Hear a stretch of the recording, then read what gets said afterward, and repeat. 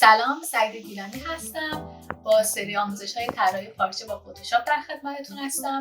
آموزش این جلسه‌مون در مورد ساختن پالت رنگی برای طرح هستش. امیدوارم آموزش این جلسه رو ببینید و استفاده کنید. قبل از اینکه آموزش این جلسه رو شروع کنم میخواستم صفحه اینستاگراممو با عنوان گیلانی دیزاین بهتون معرفی کنم. میتونید صفحه منو فالو کنید و طرحهای منو ببینید توی صفحه‌ام و هر سوالی که در مورد طرح و نحوه اجرای اون داشتین بپرسید.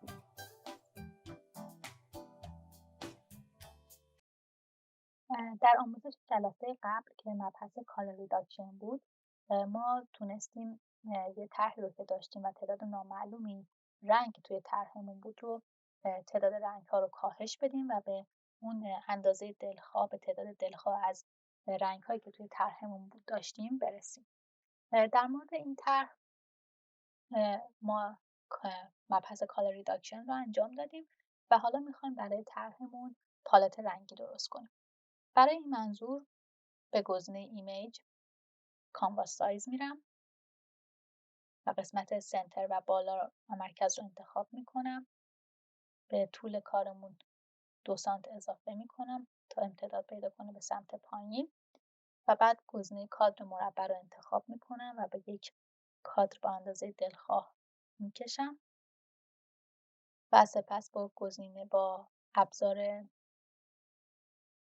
قطره چکون روی سطح کارم جایی رو که میخوام رنگش انتخاب میکنم. من اول روی بک‌گراند انتخاب میکنم و بعد به گزینه ادیت فیل میرم و از پنجره باز شده قسمت فورگراند کالر رو انتخاب میکنم و میبینیم که کادر ما با رنگ انتخاب شده پر میشه.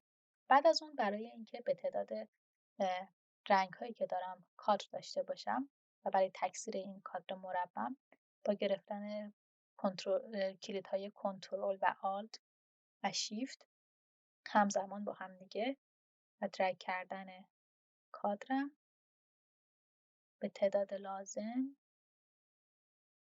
کپی میگیرم از کادرم تا رنگ‌های مورد نظرم رو توی این کادرهای مربع مستطیل شکل قرار بدم. خب میکنم کافی باشه. بعد برای انتخاب رنگ دوم روی رنگ بعدی کلیک میکنم با سطح رنگ کادر بعدی رو رنگ میکنم و دوباره رنگ بعدی و بعد سطح رنگ همینطور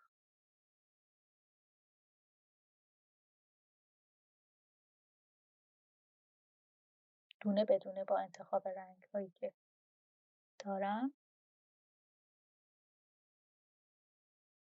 پالت رنگیمو درست میکنم.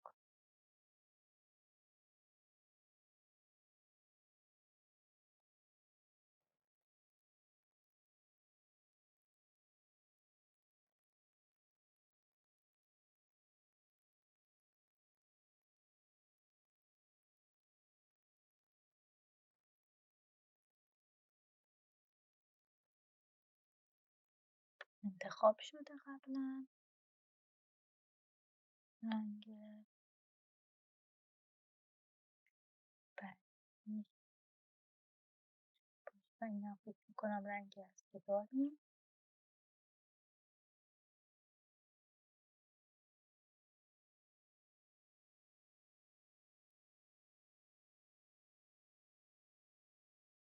و رنگ آخر که سفید است. خب برای رنگ سفید چون ممکنه با رنگ بک‌گراندم یکی بشه بهتر که یک کادر مشکی دور طرحم بندازم و من این راهو بهتون پیشنهاد میکنم که کادر مستطیل رو انتخاب بکنید دور رنگتون و بعد از گزینه ادیت استروک گزینه اوتساید و رنگ انتخاب کنید به رنگ مشکی باشه. هم میتونین از انتهای آخر به پالت رنگی رو انتخاب کنین و هم میتونین از با دادن شماره به هیو سچوریشن و برایتنس این رنگ مشکی رو انتخاب بکنین که هر 3 تا 0 باشه. رنگ و کادر مشکی رو انتخاب میکنم و بعد باز با قطره چکون رنگ سفید رو انتخاب میکنم و با سطح رنگ کادر داخل مستطیل رو به رنگ سفید تغییر میدم و همش گزینه سلکت مستطیلم رو از انتخاب خارج میکنم. خب ما الان پالت رنگیمون رو کامل کردیم با استفاده از یه روش خیلی ساده و خیلی معمول. بعد از اینکه پالت رنگیمون رو درست کردیم میتونیم شماره رنگ‌هایی که توی کالر پالتمون هم استفاده کردیم رو داشته باشیم.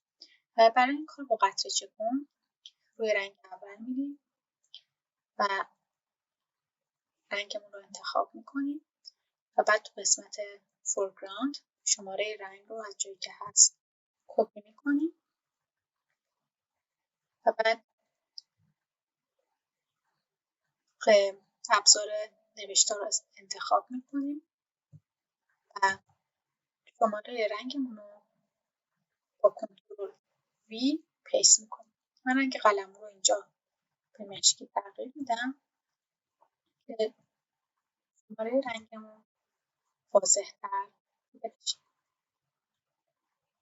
شماره رنگ رو کپی میکنم اینجا به روی خود طرح. همین کار رو میتونیم برای رنگ‌های دوم و سوم انجام بدیم. شماره رنگ رو با کنترل سی انتخاب میکنم، ابزار نوشتار رو انتخاب میکنم و شماره رنگ رو کپی میکنم و منتقل میکنم به کادر رنگ و باز با استفاده از قطره چکون باز به روی پالت رنگی میرم، رنگ بعدی رو انتخاب میکنم، شماره‌اش رو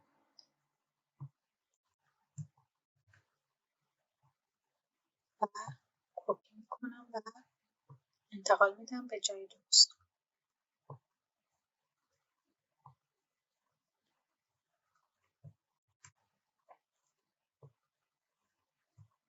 همین روش رو میتونیم برای همه رنگ‌هایی که داریم استفاده بکنیم تا انتها، تا کد رنگی تمام رنگ‌هایی که توی پالت رنگیمون داریم کد رنگ همه رنگ‌ها رو داشته باشیم.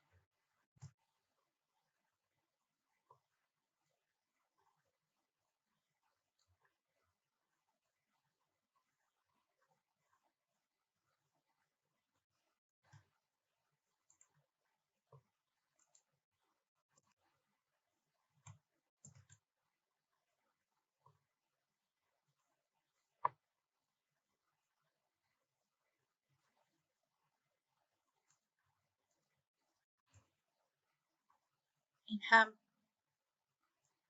رنگ آخر. اینجا می‌بینیم که برای هر شماره‌ای که ما نوشتیم یک لایه درست شده. میتونیم همه این لایه‌ها رو با هم دیگه یکی کنیم با رفتن به گزینه layer flatten image یا merge visible. من گزینه flatten image رو میزنم و همه فونت ها و همه رنگ ها توی یک لایه قرار گرفته و با دابل کلیک بر روی گزینه دست طرحمون رو به طور کامل روی صفحه نمایش میده. امیدوارم از آموزش این جلسه لذت برده باشید. تا جلسه بعد آموزش بعدی خدا نگهدار.